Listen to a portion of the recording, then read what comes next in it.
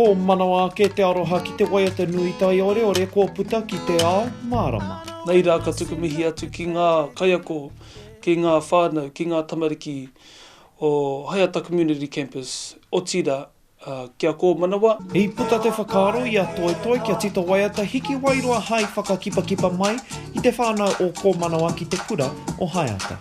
Through online-ness.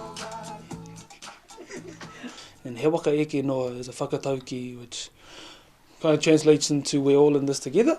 And building off that whakatauki, I thought it would be awesome to produce a really cool project and positive, upbeat, fun song for our tamariki because we've always had skills and puoro with our ko manawa unit. He o tia no ka toko ake te pātai, me pēhea hoki te mahitahi i roto i te noho whakamoa. Each tamaiti was sent a copy of the waiata and they were sent an activity alongside that copy to play like a taonga puoro within their kāinga, whether that would be drums, cans of spaghetti, spoons. E ai ki te hapori ka nui hoki te hari me te whakahihi i tēnei mahi aki tū.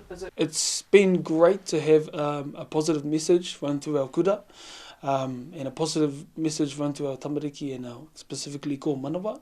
And with our tamariki, all of us kaiako know they love our Māori te reo songs, they love our upbeat songs, and they especially love waiata that are made by Māori for Māori. I know it must seem like a tragedy, yeah. Stuck here at home and all we do is sleep. Ko manawa, hoea tō koutou waka eke noa. He nare te aika puanaki, Tahu News. We're in this together.